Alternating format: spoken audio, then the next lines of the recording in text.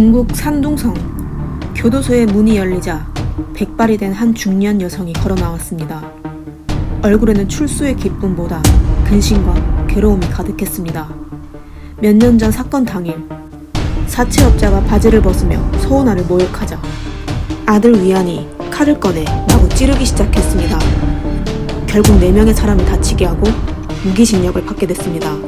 그는 어머니를 지킨 영웅일까요? 아니면 그저 이성을 잃은 범죄자일까요? 지금부터 알아봅시다.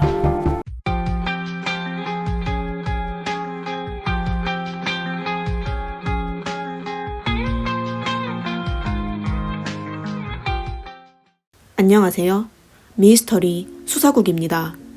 2016년 4월 14일 중국 산둥성 랴오청에서 위안이라는 22살 젊은 남성이 본인과 어머니를 6시간 넘게 협박한 사채업자를 칼로 마구 찌르기 시작했습니다. 결국 11명을 다치게 하고 그중 사망자도 발생했습니다. 2017년 2월 17일 산둥성 랴오청 중급인민법원은 1심에서 위안에 대해 무기징역을 선고했습니다. 뜻밖의 판결 결과에 중국 내에서도 큰 화제가 되었습니다. 여론은 1심 판결이 부당하다며 일방적으로 위안을 지지했습니다. 심지어 사건 관련 보도의 조회수는 8억 이상을 기록했습니다. 살인자 위한을 이토록 지지한 이유를 알아봅시다. 위한은 1994년 8월생으로 랴오청이라는 도시에서 처남으로 태어났습니다. 위로는 누나 위자려가 있었어요. 그의 어머니 소은아는 현지에서 꽤 유명한 여성 기업가로 알려져 있고 아버지 위시밍은 현지 세무서에서 근무하고 있었습니다. 어머니 소은아는 젊을 때부터 사업하는 걸 좋아했어요. 결단력이 강하고 부지런하여 그녀의 사업은 갈수록 번창했습니다. 2016년 소은아는 전재산 2천만 위안을 투자하여 원대공모라는 공장을 차렸습니다. 아들 위안은 부유한 가정에서 부족함 없이 자랐지만 착하고 바르게 자랐습니다. 그가 갓 태어났을 때 소은아 부부는 사업 확장으로 정신이 없었습니다. 그는 하는 수 없이 시골에 있는 고모에게 11개월 정도 맡겨졌습니다. 그 후 소은아는 다시 아들을 데려왔지만 여전히 너무 바빠 그를 잘 챙기지 못했죠. 고등학교 1학년이 된 위한이 핸드폰을 갖고 싶다고 하자 소은아는 위한이 스스로 돈을 벌어 구매하게 할 만큼 엄격하게 키웠습니다. 위한은 공부에 재능이 있는 편은 아니었는데요. 그저 그런 전문대에 입학할 성적밖에 안 되자 차라리 본인 회사에 입사시켜 기술을 배우게 했습니다. 소은아는 아들이 사업을 물려받을 수 있기를 희망했어요. 하지만 회사 설립 불과 4년 만에 철강 산업은 혹독한 겨울을 맞이했습니다. 대부분의 철강 기업은 융자가 비싸고 대출 연장이 어려울 뿐만 아니라 금리 인상과 대출 인출 등의 어려움을 겪어야 했습니다. 소은아의 회사도 경영 위기에 빠졌는데요. 정상적인 대출을 받지 못하자 결국 사채를 쓰게 됐습니다. 2014년 7월 그리고 2015년 11월에 소은아는 2번으로 나눠서 현지 한 부동산 회사 사장 오학점에게 월 10% 이자의 사채를 빌렸습니다. 2016년 4월까지 소은아는 이자를 포함하여 총 184만 위안의 돈을 갚았어요.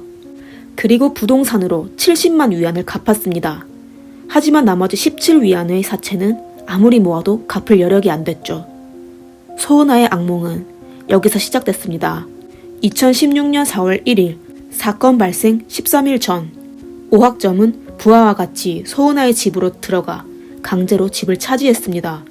2015년 11월 소은아는 다시 오학점에게 35만 위안의 사채를 빌렸어요.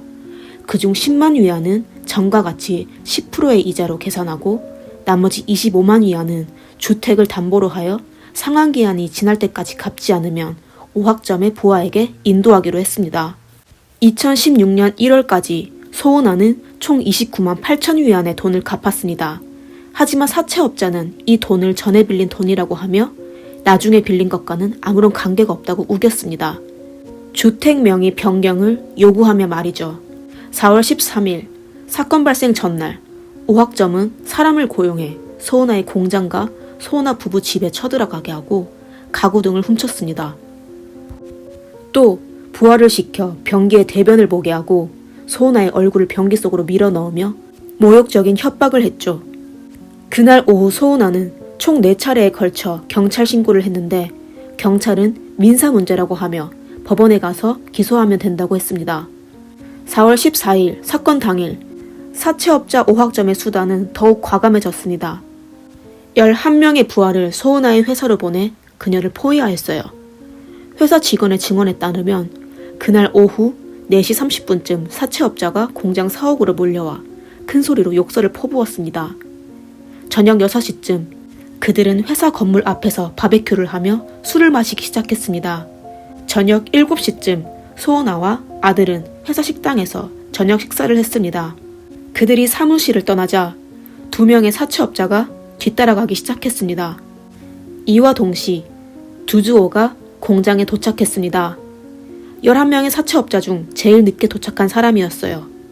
그는 콧수염에 긴 머리를 하고 하얀 티셔츠를 입고 나타났습니다. 사건은 여기서부터 시작됐습니다. 소은아 모자는 회사 식당에서 1시간 좀 넘게 있다가 사무실에 돌아왔습니다. 저녁 9시 53분 두주호는 7명의 부하를 사무실로 데려가 소은아를 협박하기 시작했습니다. 그날 두주호는 술을 많이 마신 것 같았어요. 시신 부검 결과 취중 기준에 도달했습니다. 당시 사무실에는 소은아 모자 외에도 회사 직원 A씨와 B씨도 같이 있었습니다. 경찰이 보관한 현장 안내도에 따르면 소은아, 위한, 그리고 직원 A씨와 B씨는 사무실 테이블 양쪽 소파에 앉아 있었습니다. 사채업자들이 이들을 에워쌌는데요. 그 후 20분 동안 소은아 모자의 핸드폰을 강제로 압수한 후 그들의 뺨을 때리고 머리를 잡아당기고 욕설을 퍼부으며 발로 차는 등 폭력을 행사했습니다. A씨와 B씨는 혼란한 상황 속에 틈을 타서 사무실을 뛰쳐나와 직원 숙소로 달려가 위안의 고모와 고모부를 찾아갔습니다. 저녁 10시 7분 그들은 경찰에게 신고 전화를 걸었습니다. 10분 뒤 경찰차가 공장에 도착하고 3명의 경찰이 사무실로 들어갔습니다. 소은아 모자는 경찰이 도착한 걸 보고 드디어 살게 됐다고 생각하며 안도의 한숨을 내쉬었습니다. 그들은 경찰에게 두주호 일당에게 구타를 당했다고 신고했지만 두주호는 인정하지 않았습니다. 이어 경찰의 반응에 소은아 모자는 절망에 빠졌습니다. 경찰 주수명은 그냥 사채업자의 진술을 믿고는 몇 마디 경고 후 금방 사건 현장을 떠났습니다. 저녁 10시 22분 소은아 모자가 주수명 경찰을 뒤따라 나왔지만 사채업자들에게 강제로 사무실로 끌려왔습니다. 위안의 고모는 경찰이 떠나지 못하게 차를 막아서기도 했죠. 그 당시 고모는 소은아 모자가 잘못될까봐 걱정할 뿐 설마 사채업자들의 두목이 죽을 거라고는 상상도 못했습니다. 추후 경찰은 진술 시 사건 현장을 떠나려던 게 아니라 사무실을 나오자마자 추가 지원 요청을 했다고 변명했습니다. 그리고 일행 경찰 2명은 다시 되돌아가 싸우는 사람을 말렸는데 그때 사무실은 이미 혼란에 빠졌다고 했습니다. 사채업자들이 강제로 위한을 사무실 구석으로 몰아가자 위한은 옆에 있는 칼을 집어들고 다가오지 말라고 소리쳤습니다. 그럼에도 두주호는 아랑곳하지 않고 비웃으며 위한에게 다가가기 시작했습니다. 궁지에 몰린 위한은 칼로 사채업자 일당을 마구 찌르기 시작했습니다. 이에 3명이 다치고 두목 두주호가 사망했습니다. 비명 소리를 들은 주수명 경찰은 다시 사무실로 뛰어가 위한을 통제했습니다. 흉기에 찔린 4사람은 다른 동료들의 도움으로 병원으로 이송됐지만 그중 두목 두주호는 이튿날이 되던 날 과다출혈로 결국 사망했습니다. 법정에서 위안의 변호사는 주 사망 원인은 사건 현장에서 가까운 관현중 의원이 아닌 멀리 떨어져 있는 관현 이민 의원으로 가게 된 점, 그리고 또 병원 대문 앞에서 경비원과의 다툼으로 인해 치료 시간이 지연되어 두주호가 사망하게 된 것이라고 주장했습니다. 그러나 검찰은 두 병원 간 거리는 2km 안팎이어서 운전 시간은 큰 문제되지 않는다고 주장했습니다. 또 두주호를 병원으로 이송한 사람은 그 병원이 구급치료 조건이 더 좋아서였다고 진술했습니다. 그리고 의원 대문을 박아 경비원과 잠깐의 실랑이가 있었지만 위급 환자가 있는 걸 확인하곤 바로 진입시켜주어 치료 시간이 지연되지 않았다고 진술했습니다. 2016년 11월 21일 위안은 고의 상해죄로 기소되었습니다. 그리고 2017년 2월 17일 산둥성 랴오청 중급인민법원은 1심에서 위안을 무기징역으로 선고했습니다. 위안의 변호사는 위안을 과잉방위로 변호했지만 랴오청 중급인민법원에서는 인정하지 않았습니다. 이유는 위안이 위기에 처한 상황인 건 사실이지만 상대방이 무기를 사용하지 않았고 경찰이 출동된 상황에서 위안 모자는 다칠 가능성이 적어서입니다. 꼭 무기 방어할 필요가 없다고 판단돼서죠. 위안이 상해를 입지 않은 건 사실이지만 법원의 말대로 무기 방어를 할 필요가 없었을까요? 그럼 그는 왜 칼을 들고 사채업자를 향해 찔렀을까요? 2017년 3월 23일 판결 결과 발표한 지 한 달 뒤 남방주말신문에서 모친 모욕자 살인사건이라는 기사문을 올렸습니다. 기사문의 내용에는 사건 과정이 적혀 있었어요. 11명의 사채업자가 위안 모자를 불법 감금하여 욕설과 폭력, 그리고 신발을 핥게하고 팬티를 벗어 유사 강간 등을 지켜보게 만드는 등 모자가 당한 모욕적인 행동을 구체적으로 묘사했습니다. 과연 1심에서 얘기한 방위가 필요 없는 상황이었을까요? 1심 판결문에는 당사자와 증인의 증언이 기록되어 있습니다. 소은아는 두주호가 팬티까지 벗어 자신을 향해 하체를 드러냈다고 증언했습니다. 그리고 위안의 신발을 벗겨 그녀에게 냄새를 맡게 했다고 합니다. 회사 직원 A씨와 B씨도 수염이 있는 남자가 사장을 욕하면서 바지를 벗어 하체를 드러냈다고 증언했습니다. 심지어 두주호 일당인 C씨도 같은 증언을 했습니다. 사람들은 위안이 왜 고의 상해죄로 기소됐는지에 대해 이해가 안 됐어요. 그리고 경찰의 부당한 일처리에 대해서도 분노를 했죠. 또 사건 발생 후 사람들은 기사 보도를 통해 2015년 9월 두주호가 14세 여학생을 차로 박아 사망하게 했다는 사실을 알게 됐습니다. 경찰의 수배 대상인 두주호는 사건 당일 현장에 도착한 경찰을 마주하며 태연하게 행동했습니다. 사건을 수습하러 온 경찰이 바로 체포했다면 비극은 피할 수 있었겠죠. 경찰은 주수명 경찰이 26세에 정근된 지 얼마 안 된 경험이 부족한 경찰이라며 변명했습니다. 주수명 등 경찰이 현장에 출동하여 바로 쌍방을 분리하지 않아 사건 발생 현장을 통제하지 못했지만 직무무기죄는 아니라고 했습니다. 결국 주수명은 처분만 받고 다른 2명의 경찰은 사직 처리됐습니다. 2017년 3월 26일 여론의 압박으로 최고인민법원에서 사건을 재조사하기 시작했습니다. 검사팀은 4차례 사건 발생한 곳을 조사했습니다. 2017년 6월 23일 위안 사건 2심 판결이 선고됐습니다. 산둥성 고급인민법원에서는 위안이 과잉방위를 하여 고의 상해죄를 인정하고 유기징역 5년을 선고했습니다. 그리고 경찰 조사 결과 오학점이 부동산 회사의 명의를 빌려 동네 양아치를 모아 고리대금과 채무독촉 업무에 종사해 왔는데 불법 단체로 확인됐습니다. 사건에 관련된 18명의 채무독촉자들 중 사망자 두주호를 제외한 17명이 전부 체포되었습니다. 오학점은 징역 25년에 개인재산 몰수를 선고받았고 다른 일당도 유기징역 2년에서 20년을 선고받았습니다. 그리고 위안의 부모와 누나도 전부 감옥에 가게 됐는데 이유를 확인해 보겠습니다. 그들은 사채뿐만 아니라 회사를 살리기 위해 불법적인 대출을 했습니다. 2016년 12월 소은아와 남편 그리고 딸은 불법 자금 수집 명의로 체포됐습니다. 소은아의 원대 공모회사가 관현 여러 업체와 특별한 관계가 있었어요. 즉 서로 담보하여 자금을 확보하는 거였습니다. 소은아의 딸은 2회사의 법인 대표였어요. 한 회사는 2014년에 설립한 산동국제무역회사인데 소은아가 주요 직위를 담당하고 있었습니다. 그리고 한 곳은 산동전정투자유한회사인데 2012년에 설립됐습니다. 3개의 회사는 서로 담보하여 불법으로 대출했었죠.